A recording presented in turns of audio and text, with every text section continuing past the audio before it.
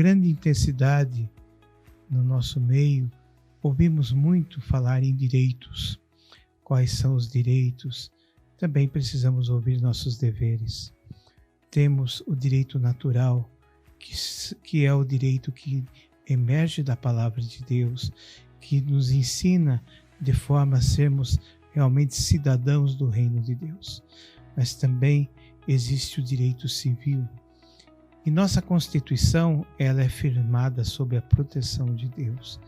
Ela é uma Constituição teocêntrica, porque ela já, no seu início, já se evoca a presença de Deus. Precisamos exaltar esses pontos tão necessários.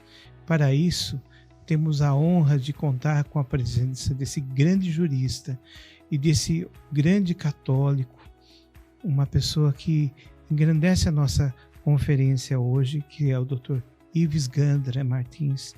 O Dr. Ives Gandra vai falar sobre os direitos da família e a defesa da vida segundo a lei natural e a nossa Constituição brasileira. Seja bem-vindo, Dr. Ives, fique à vontade e aproveitemos realmente para conhecer os nossos direitos como cidadão do céu e da terra. Dou início a essa palestra para os operários da MES na primeira conferência online em defesa da vida e família, para falar no tema que foi outorgado um pouco sobre os direitos da família e a defesa da vida segundo a lei natural e a nossa Constituição Federal.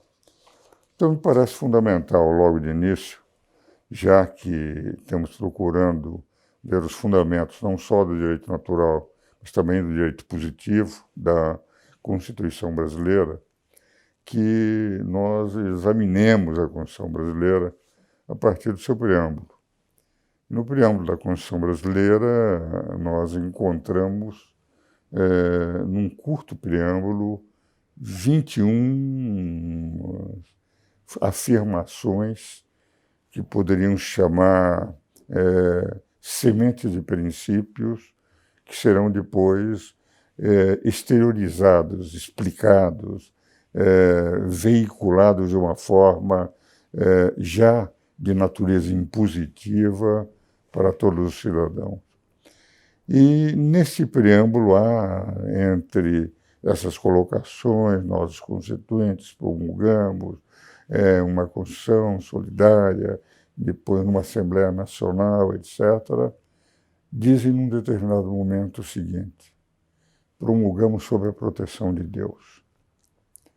E a discussão se deveriam ou não colocar sob a proteção de Deus, que se deu no final dos trabalhos constituintes, depois de 20 meses de discussão ampla, em 8 comissões, 24 subcomissões, depois de ouvir durante 2, 3 ou 4 meses especialistas em todas as áreas, professores universitários, especialistas que, embora não na carreira universitária, se especializaram no setor empresarial, no setor de pesquisa, etc., eles decidiram, discutiram se teriam trabalhado ou não sob a proteção de Deus, e chegaram à conclusão que, pelos princípios que tinham colocado na Constituição, eles realmente trabalharam sob a proteção de Deus.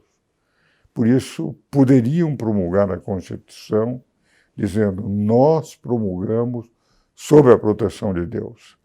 E como é que decidiram esta matéria? De uma forma muito simples. Puseram em votação entre os constituintes. E a maioria esmagadora dos constituintes brasileiros, representando, portanto, a maioria esmagadora da população brasileira, decidiu colocar no preâmbulo: sob a proteção de Deus, promulgamos essa Constituição. Muitos dos juristas brasileiros, quando viram sob a proteção de Deus, e no curso de palestras e escritos, começaram a defender a seguinte tese: um preâmbulo não tem importância. Só tem importância aquilo que começa com o artigo 1º da Constituição. Não o preâmbulo que diz nós promulgamos a Constituição. E tese que, inclusive, eminentes amigos meus, isto é, eminentes ministros da Suprema Corte, alguns que declaram, apesar de muito bem formados, elementos de muito valor, que não acreditam em Deus, disseram que o preâmbulo não teria valor e que, valendo só isto, era inútil dizer que havia qualquer influência daqueles que acreditavam em Deus no Estado brasileiro, que era um Estado laico.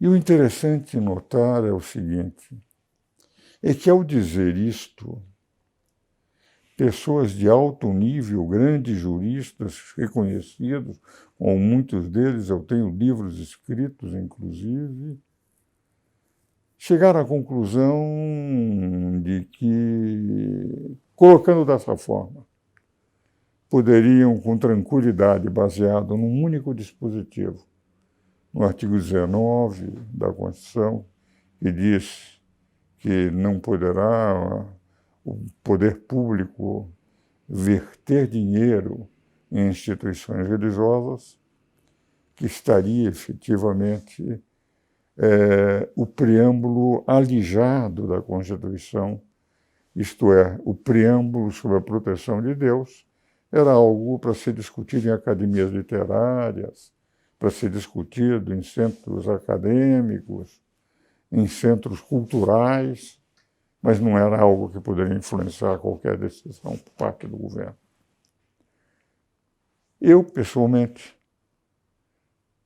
comecei a mostrar, e inclusive estamos publicando, agora no dia 27 de novembro, eu e o eminente professor Paulo Barros Carvalho e o eminente professor Luiz Gonzaga Bertelli, os 3 coordenadores, de uma série de estudos num livro intitulado O Preâmbulo da Constituição, dizendo que se o preâmbulo não tem valor, a Constituição não tem valor.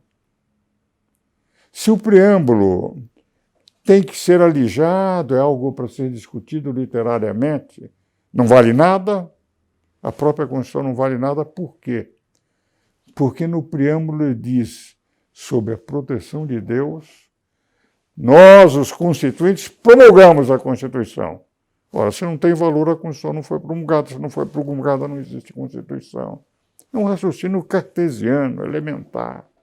Ou o preâmbulo tem valor e a Constituição foi promulgada, ou o preâmbulo não tem valor e a Constituição não foi promulgada. O que vale dizer, em outras palavras, a Constituição foi promulgada sob a proteção de Deus, com os constituintes, na sua maioria, votando por essa expressão. E o Estado laico não é um Estado laicista, não é um Estado que apenas ateus ou agnósticos podem definir qual é a política ideal, e todos aqueles que acreditam em Deus não teriam nenhuma força, nem maneira de se manifestar. E cada vez que se vai apresentar um argumento dessa natureza, que vem, não, o Estado é laico, isto é uma posição religiosa, não tem valor, mal se lembram que numa pesquisa da Folha, pesquisa feita, eu creio que há mais de um ano, sobre o perfil do brasileiro, chegar à conclusão que pessoas que não acreditam em Deus no país são apenas 15 milhões de pessoas. Isto é, entre 213 milhões de habitantes do país. Só 15 milhões não acreditam. Os outros podem não seguir uma religião, mas acreditam em Deus. O que vale dizer, para estes que dizem que quem tem religião não pode levar os seus conceitos para que possam ser discutidos os seus princípios, dentro do parlamento, dentro do governo, porque o Estado é laico, seria um Estado elitista pior que a democracia ateniense, onde diziam que havia uma democracia, mas era uma democracia tão elitista que só os intelectuais é que podiam participar. Uma classe privilegiadíssima. A minoria absoluta da população da região de Atenas ou daqueles governos que vieram a se unir com o tempo, mesmo na época que foi onde criaram a Magna Grécia. Vale dizer, em outras palavras, preâmbulo diz que a Constituição foi promulgada sob a proteção de Deus. Todos os 11 ministros do Supremo são ministros de uma Constituição promulgada sob a proteção de Deus, o que vale dizer, estão sob a proteção de Deus. Todos os 513 deputados, os 81 senadores, presidente da República, todos os governadores, todos os prefeitos têm os seus poderes definidos numa Constituição promulgada sob a proteção de Deus. E o Estado laico apenas demonstra que apenas pode ser explicado como o Estado, em que as instituições religiosas e as instituições públicas não se confundem. Vale dizer, tem o seu próprio direito, a sua própria organização, mas os cidadãos, crentes ou não, acreditem ou não em Deus, os cidadãos têm o direito de dizer no seu país de que maneira gostariam que o país fosse dirigido. E como só 15 milhões defendem de que Deus não existindo, lembrando Dostoiévski, dos irmãos Karamazov, em que um dos personagens disse, Deus não existe, tudo é permitido, aqueles que defendem, portanto, liberdade total, homicídio uterino e algo semelhante, seriam apenas os 15 milhões, porque, de rigor, aqueles que acreditam em Deus, defendem princípios, valores próprios da dignidade humana, esses, evidentemente, estão num país em que tem todo o direito público, o direito político, o direito de cidadania, porque estão num país cuja Constituição foi promulgada sob a proteção de Deus. E é dentro desta linha que o tema que foi apresentado, de que os direitos da família e a defesa da vida tem que ser examinado. O que diz o artigo 226 da Constituição? Diz o seguinte, vou reproduzir, família é a base da sociedade, o Estado tudo fará para protegê-la.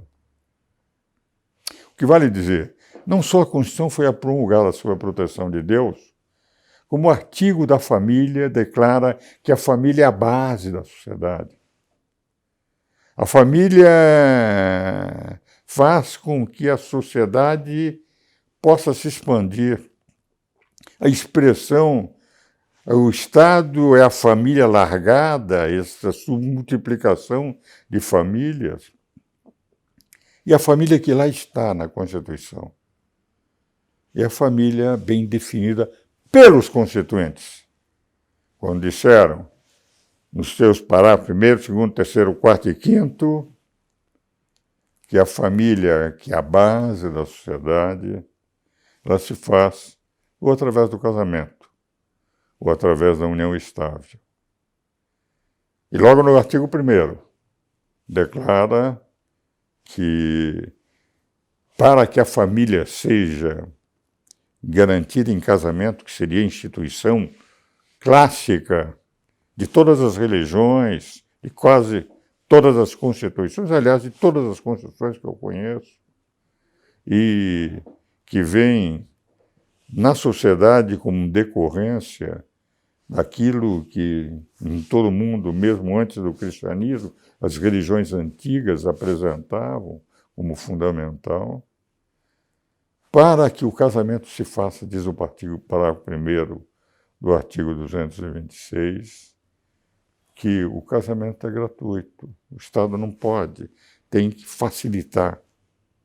E mais do que isso, para mostrar que o Estado laico, não é o Estado ateu, não é o Estado agnóstico.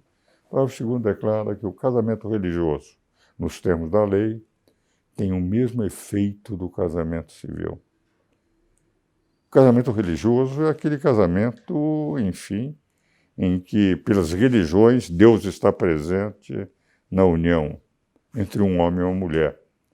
Porque o Constituinte só cuidou de homem e mulher, de casamento entre homem e mulher, de união estável entre homem e mulher. Quero deixar claro aqui, para que não haja nenhuma interpretação, não tenho preconceito nenhum contra os homossexuais.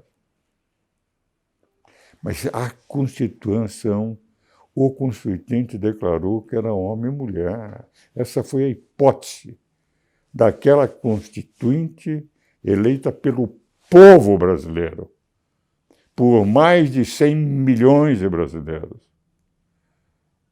Vale dizer, em todo o artigo 226 só fala homem e mulher. E mais do que isso, o Constituinte disseram, será que é necessário colocar? Não é óbvio que seja entre homem e mulher? Os Constituintes disseram, não, para não deixar claro que casamento só é entre homem e mulher, vamos pôr homem e mulher, parágrafo 1º, parágrafo 2º, parágrafo 3º, parágrafo 4º e no parágrafo 5º, que são os que explicitam o casamento dentro da Constituição. E que é o direito natural, o direito de que a sociedade, a humanidade, vai se perpetuando através do casamento entre homem e mulher, que podem gerar proles naturalmente, não artificialmente, a fim de que a sociedade continue. Não tenho preconceito contra os homossexuais. Lembra-se o seguinte, que a mesma questão que foi colocada no Supremo Tribunal Federal, que foi constituinte derivado, criou uma nova hipótese não constante da Constituição, que é o casamento entre pares do mesmo sexo. Não tenho preconceitos contra eles, achando que eles podem ter todas as garantias, mas não foi o que o Constituinte colocou. Na França, no mesmo momento que o Supremo decidia no Brasil como constituinte derivado a possibilidade de casamento de pessoas do mesmo sexo, na França o problema foi colocado pelo Conselho Constitucional da França, que é o Tribunal Constitucional na França. E o que é que eles colocaram? Colocaram lá que esta matéria, saber se pode ou não pode homem com homem, mulher com mulher, formarem pares que justificam ser nomeados como casais, no casamento clássico, não em sociedades que eu acho legítimo que tenham, mas como casamento, uma instituição religiosa inicialmente, civil depois. O que decidiu o Conselho Constitucional da França? Senhores representantes dos homossexuais, essa matéria não é o judiciário que tem que decidir. Embora se discuta se os tribunais constitucionais são o poder judiciário, o poder político, porque há também os poderes ao lado, mas a matéria foi levada porque o Tribunal Constitucional tem que decidir sobre questões constitucionais nos países parlamentaristas que têm tribunais constitucionais, como Portugal, Alemanha, Itália, França. O que é que eles decidiram? Vocês têm que ir até o Congresso, até a Assembleia Nacional, onde vão poder discutir no Legislativo se poderão ou não ter hipótese. Mas nós não podemos interpretar a Constituição diferentemente do que está aqui o casamento entre homem e mulher. E não apoiaram, como fez o Supremo Tribunal Federal do Brasil, aquilo que os homossexuais franceses desejavam. O que fizeram os homossexuais franceses? O que é o normal, foram até a Assembleia Nacional. E conseguiram. Eles obtiveram, através de representantes do povo, o direito. Por que no Brasil não tem conseguido? Porque no Congresso não tem passado nenhum projeto desse. A maioria brasileira não tem aceito embora reconheçam, não tenham preconceitos, aliás, os preconceitos foram eliminados logo no início da Constituição, no título 1º da Constituição, fala que é um país que não pode haver qualquer discriminação, e não deve haver, e não há razão de haver, mas casamento no estilo, no sentido clássico, religioso e com a sua exteriorização civil, só pode ser entre homem e mulher, e foi assim que o Constituinte colocou. Os franceses conseguiram. No Brasil, eles não têm, daí eles foram ao Supremo, e o Supremo se transformou contra a Constituição, que fala que o Supremo é apenas guardião da Constituição. Não é um Constituinte derivado, como o Constituinte derivado criou uma nova hipótese constitucional. Eu digo isto sem nenhum preconceito, todos nós temos amigos homossexuais, todos nós respeitamos as opções que fizeram. É um direito que cada cidadão tem de tomar as hipóteses que desejar. Mas não é o que o Constituinte colocou, não é o que está nos artigos, no artigo 226, para o 1º, 2º, 3º, 4º e 5º. No 3º diz o seguinte: a união estável entre homem e mulher. Entende? O Estado tudo fará para transformar em casamento. O 4º, se morrer o homem ou a mulher, se separarem, aquele que continuar com os filhos continuará com uma unidade familiar. O 5º diz: o pátrio poder poderá ser exercido pelo homem e pela mulher. Sempre usa a expressão homem e mulher.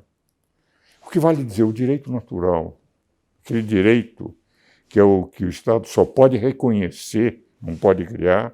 O direito à vida é meu, o Estado não cria o direito meu. Eu tenho o direito à vida, eu nasci com esse direito. O Estado só pode reconhecer esse direito de viver. E se o Estado não reconhece, ele está violando a lei natural. O Pacto de São José é o pacto que define os direitos fundamentais na América. O Pacto de São José da Costa Rica, no artigo 4º, diz que a vida tem que ser conhecida desde a concepção, porque o direito à vida é um direito a ser reconhecido pelo Estado. O Estado não pode, de certa forma, violentar. E o dado interessante nesse particular é o seguinte, que o artigo 4º do Pacto de São José declara com clareza que a vida começa na concepção, nos termos em geral. No geral, que eles dizem, em os países, no geral já tem a lei garantindo isto. E há um outro tipo de vida que também o pacto procura garantir, é contra a pena de morte. Do nascituro e do nascido. Do nascituro para que não haja um homicídio uterino de um inocente. E do nascido, aqueles que cometeram crimes que não sejam punidos com pena de morte. Como alguns países, nos Estados Unidos, em alguns estados, têm a pena de morte, eles adotaram o seguinte critério: os países que têm pena de morte deveriam trabalhar para eliminarem, mas serão mantidas se assim a sociedade desejar. Mas se vierem a abolir a pena de morte, não poderão mais retornar por força de terem assinado o Pacto de São José. Então tratam da vida como um direito a ser reconhecido pelo Estado, do nascituro e do nascido, e do nascituro garantindo desde a concepção. Tudo isso demonstra como há uma influência nítida do direito natural dentro do nosso direito positivo, ao ponto de termos efetivamente colocado na Constituição que ela foi promulgada sob a proteção de Deus, e colocarmos a família de tal maneira entre homem e mulher, e o Brasil assinando os tratados internacionais que, sob direitos humanos, têm eficácia de princípio constitucional, segundo a versão de 1988, a meu ver, cláusula pétrea, as próprias parágrafos que foram acrescentados e que, para serem, teriam que ser reproduzidos em novas emendas com 60% de votação nas duas casas em 2 sessões. Isso não teria sentido, porque desde o início era uma cláusula pétrea que os tratados internacionais teriam esta eficácia, aliás, por decisões, inclusive, da Suprema Corte, eu entendo que, efetivamente, o arcabouço constitucional, à base do direito natural, nos dá essa garantia. E o dado interessante é que, se nós examinarmos o direito positivo brasileiro, não colocado na Constituição, mas anterior, nós vamos ver que, desde o Código Civil de Clóvis Bevilacqua, desde 1917, nós temos no artigo 4º que todos os direitos do nascituro são assegurados desde a concepção. Não seria ridículo que todos os direitos do nascituro são assegurados desde a concepção, menos um direito sem razão nenhuma, um direito, por ser tão sem importância, não seria afetado por esse princípio do Código Civil, que é o direito à vida. Com exceção do direito à vida, todos os direitos são respeitados e são garantidos e são assegurados ao nascituro desde a concepção. A lógica nisso, dizer que todos os direitos são assegurados, e aí vem a interpretação, não da lei, que não faz exceção nenhuma. A lei diz todos os direitos, mas de interpretações que são dadas, inclusive judiciais. Não, o direito à vida é um direito relativo. O feto não tem direito, ele ainda não nasceu. Por que garantir? Garantimos o direito da tartaruga. A tartaruga tem que ser garantida. Se destruir um ovo de tartaruga, nada mais lógico que o sujeito vá para a prisão. A lei Tamar, no Brasil, destruir ovos de tartaruga é que é uma espécie de extinção. O ser humano não é uma espécie de extinção, então pode se matar. O nascituro pode ser morto em abortos. A tartaruga não. É evidente que ela tem muito mais valor que um ser humano. Por isso, destruir ovos de tartaruga é um crime. Leva à prisão. Mas o ser humano, ora, é muito menos importante que a tartaruga, porque não é uma espécie de extinção. Esta lógica, em nível de direito natural, violenta por inteiro o mais elementar raciocínio, porque a própria Constituição declara, no artigo 5º, a inviolabilidade do direito à vida. E aqueles que dizem não, a inviolabilidade do direito à vida do nascido, não do nascituro. Um minuto antes, se eu abortar, não está garantido pela Constituição. Porque se for do nascido e matar-se no ventre materno um minuto antes, não é assassinato. Se matar um minuto depois, é assassinato. A lógica nisso? De só os nascidos é que estariam garantidos pela inviolabilidade do direito à vida, que começa como o primeiro princípio fundamental da Constituição, no artigo 5º, que tem 78 incisos para decidir quais são os direitos do cidadão, quais são os direitos do ser humano. E começa o seguinte: é inviolável o direito à vida, e depois vem os outros direitos à liberdade, o direito à propriedade, entende? O direito à segurança. Mas o direito à vida é o primeiro. Como eu digo, o direito à vida, como princípio do artigo 5º, por estar em primeiro lugar no artigo 5º, como estar no caput do artigo 5º, porque os 78 incisos são explicativos daqueles 5 princípios fundamentais, 5 garantias fundamentais, 5 direitos maiores do ser humano. O direito à vida aparece em primeiro lugar. A lógica de que só dos nascidos e não dos nascituros é uma lógica insustentável, como eu demonstrei, entre um minuto antes e um minuto depois.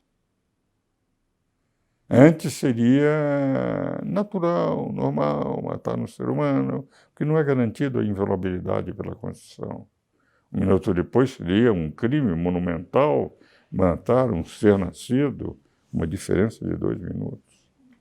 Interessante o seguinte, um acadêmico da Academia Francesa, que foi quem, na medicina, descobriu aspectos da síndrome de Down, genes, etc.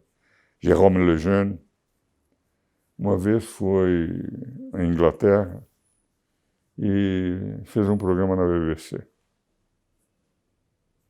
Eu estive com Jérôme Lejeune quando ele esteve no Brasil, há alguns anos antes dele falecer. E ele contou o episódio, que eu repasso aqui, mas muitos tomaram conhecimento também na ocasião. Tivemos uma conversa um dia sobre direito à vida, eu estava provocando um livro, Direito Fundamental à Vida. Ele contou que, na BBC, perguntaram o que o senhor acha da lei na Inglaterra, de que até os 3 meses é possível aborto, porque ainda não temos um ser humano. O ser humano só começa a ser ser humano quando tiver essa conformação fetal. Quando houver o feto, quando já tiver com toda a sua conformação, pernas, braços, olhos, o corpo. Isso só ocorre no 3º mês. Então, antes, nós não temos um ser humano. Não há razão de não poder fazer o aborto. E o Jérôme Lejeune disse, veja o seguinte, se não foi um ser humano nos primeiros 3 meses, só poderia ser um ser animal. Se para os ingleses a rainha da Inglaterra foi um animal durante 3 meses, antes de ser um ser humano, eu queria dizer que eu não quero discutir essa questão com os ingleses. É típico problema dos ingleses de ter tido um animal como rainha durante 3 meses para depois ter um ser humano. Eu queria apenas dizer, para mim e para os franceses, nós fomos seres humanos desde a concepção. Isso deixou muito sem graça o repórter que estava conversando e fazendo a entrevista com Jérôme Lejeune. Mas é verdade, nós somos seres humanos desde o zigoto.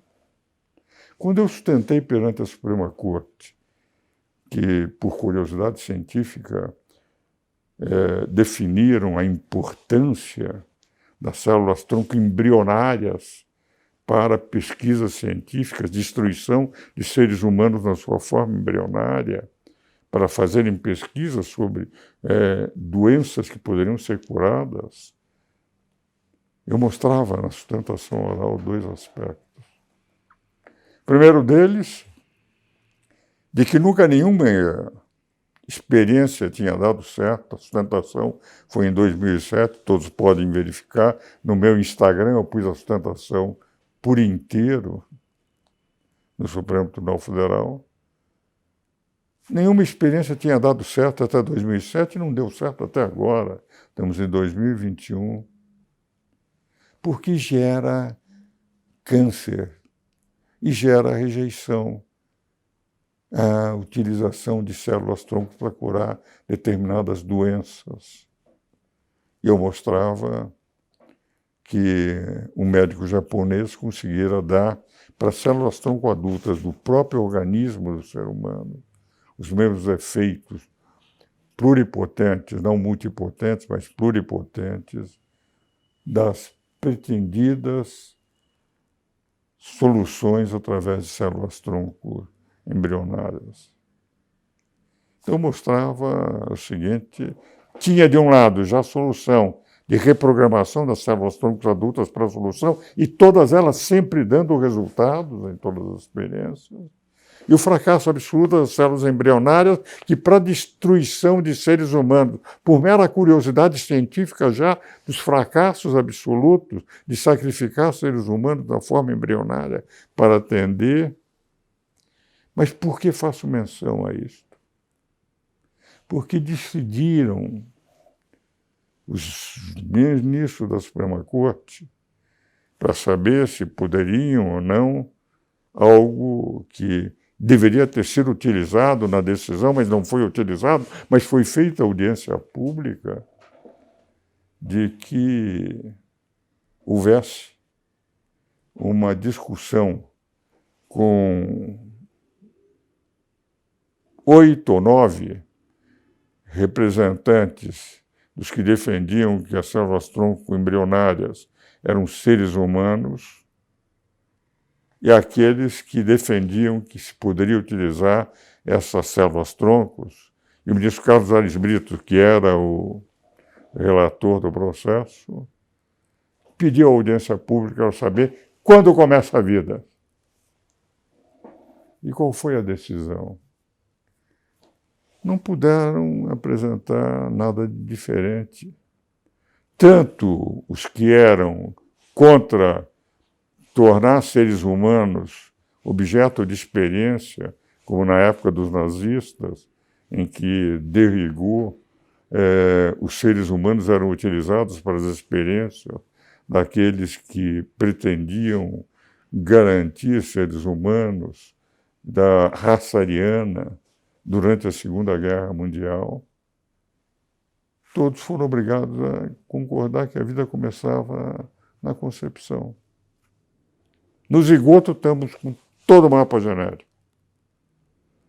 Todos nós fomos zigoto.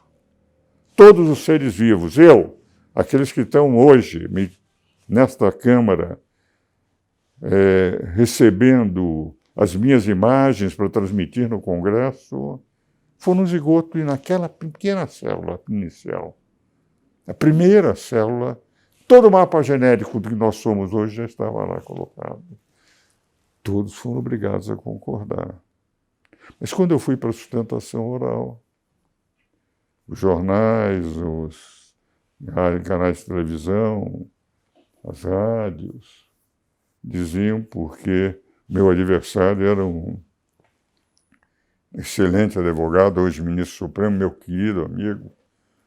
Tenho livros escritos com ele, Luiz Roberto Barroso. Não tem as mesmas convicções religiosas que eu tenho, mas de rigor é um homem sério, um homem idôneo e um belíssimo constitucionalista, mas defendendo a utilização de células-tronco. Todos diziam que enquanto ele ia defender a ciência, eu ia defender a religião, porque eu representava a CNBB. E tendo que defender a religião, meus argumentos iam ser religiosos perante o Supremo Tribunal Federal, que, na verdade, seria a ciência e o direito contra a religião. E num Supremo Tribunal Federal não se poderia discutir religião, mas ciência e direito. Quando eu comecei minha sustentação oral, eu disse o seguinte: senhores ministros, os senhores poderão ver no meu Instagram, a Academia de Ciências do Vaticano, e eu represento a CNBB, o Vaticano é a Santa Sé, tem uma Academia de Ciências. Eles discutiram essa matéria no início do século. E chegaram à conclusão científica de que a vida começa na concepção. O que vale dizer, eu estou trazendo um documento de ciência, mas se eles vão dizer Academia de Ciências do Vaticano, é o Vaticano que está influenciando. Eu queria dizer o seguinte: a Academia de Ciências do Vaticano que decidiu isso tem 80 acadêmicos, dos quais 29 são prêmios Nobel. O Brasil não tem nenhum.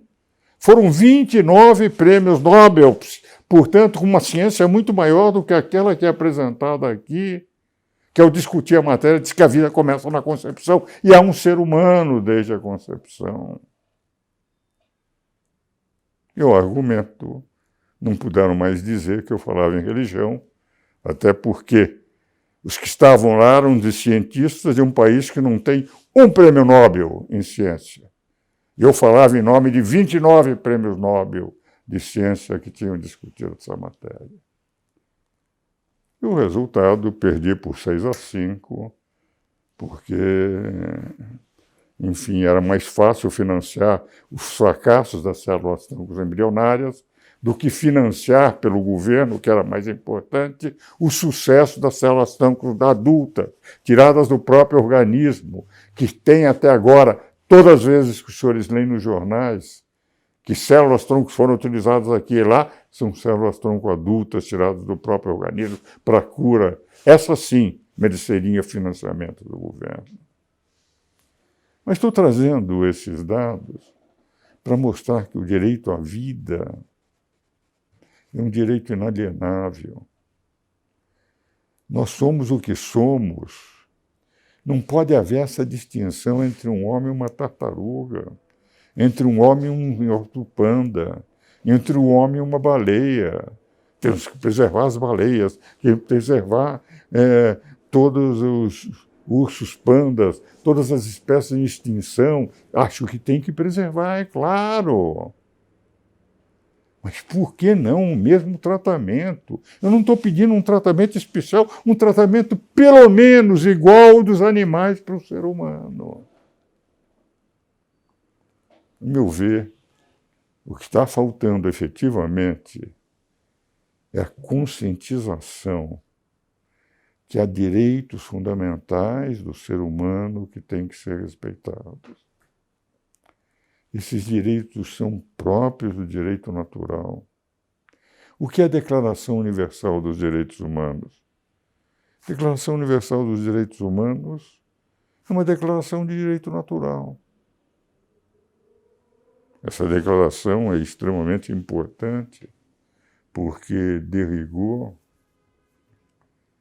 ela aparece depois das tragédias, dos horrores da Segunda Guerra Mundial. Se nós verificarmos as condenações do julgamento de Nuremberg, as diversas condenações eram condenações sem uma lei universal. Eram condenações com base no direito natural. Foram condenados por crimes contra a humanidade com base no direito natural. E daí é que veio, porque o julgamento de Nuremberg, o primeiro, terminou em 46, 1º de outubro de 46, e os outros foram pelo ano de 47, a Declaração Universal é de 10 de dezembro de 48, escrito por um jurista tomista, por um seguidor de São Tomás de Aquino, por um jurista natural, René Cassin. E por que a Declaração Universal? Porque, na verdade, o que se procurou, e hoje quase todas as constituições do mundo têm os dispositivos próprios de direito natural que estão na Declaração Universal dos Direitos Humanos, mesmo quando os Estados não asseguram. Nós temos verdadeiras ditaduras como Nicarágua, como Cuba, como Venezuela, que são ditaduras reais, entende? Onde realmente o povo não nada diz, em que as perseguições se deram. A ditadura cubana começa com os célebres paredões, em que as pessoas eram fuziladas sem julgamento. Todas as constituições, mesmo de países, como, por exemplo, vemos na Venezuela, constam dispositivos que não dão segurança aos cidadãos, mas pelo menos têm o verniz de saber que aqueles direitos fundamentais foram incorporados entre os direitos fundamentais do povo venezuelano. Falta a segurança, mas não puderam escapar à enunciação de direitos, que deveriam ter como premissa a liberdade, que a democracia tem como base a liberdade não só de expressão, como a liberdade de agir, de votar, de escolher aquilo que seria melhor para um país. Dentro dessa linha, é de se perceber que, efetivamente, o direito natural termina por influenciar todo o direito positivo de países realmente democráticos, mesmo quando as autoridades não conseguem aplicar ou quando vêm desfigurando o texto constitucional, quando vêm criando hipóteses fora do poder legislativo, por força do poder judiciário, o que, de certa forma, fragiliza, desfigura o que é a verdadeira democracia. Mas se nós analisarmos o que está na nossa Constituição, o que está no Pacto de São José, o que está no Código Civil, o que está nas discussões que se fizeram nas audiências públicas do Supremo, quando se discutiu as células-tronco embrionárias, dizendo que a vida começa na concepção, da inviolabilidade do direito à vida colocado no artigo 5º, nós verificamos que, efetivamente, a grande luta no Brasil não é enunciar direitos que nós os temos, mas fazer com que esses direitos sejam assegurados pelas nossas autoridades. E, principalmente, com todo o respeito que é enorme que eu tenho pelos ministros do Supremo, sempre digo que tenho livros escritos com 7 deles e tenho relações de respeito e amizade com todos eles. Apesar disso, o Supremo não pode legislar, não pode criar novas hipóteses, não pode desfigurar a Constituição ao dizer que é relativo o direito à vida, que o aborto é possível, que o nascituro não tem direitos, que a inocência de um nascituro é algo que, enfim, ele mesmo não sente o que não é verdade, porque sente muito. E sente muito por quê? Porque já foi verificado em Nathanson, aquele livro, O Grito Silencioso, ou Na Mão de Deus, A Mão de Deus, ele que fizera milhares de abortos, quando viu, ele que era médico, abortou seu próprio filho, que ele teve com uma estudante, quando os 2 eram estudantes de medicina, e viu na tela de um ultrassom um aborto que ele estava fazendo de uma criança, de um nascituro de 3 meses e pouco, 4 meses, e quando vai chegar o instrumento que vai puxar, tirar as perninhas, os bracinhos, enfim, despedaçar, o feto abre a boca, que ele chamou de um grito silencioso, e os batimentos cardíacos duplicam, como tentando fugir daquele sugador que vai lhe dar a morte despedaçando. Aliás, as formas de fazer aborto. Nos Estados Unidos, em abortários, se dá injeção no feto para que ele sofra menos. O que vale dizer, a pena de morte ao nascituro, em muitos abortários onde isso não existe, é um processo de tortura para o feto muito maior do que nos campos de concentração nazista. Por exemplo, esse despedaçar, o sugador de tirar, o envenenamento como se fosse bombas de napalm que utilizaram na guerra do Vietnã. Ninguém percebe quando falo em interrupção de gravidez, nada. Homicídio uterino. Sofrem os fetos. E é por essa razão que, no direito natural, o direito à vida é assegurado desde a concepção.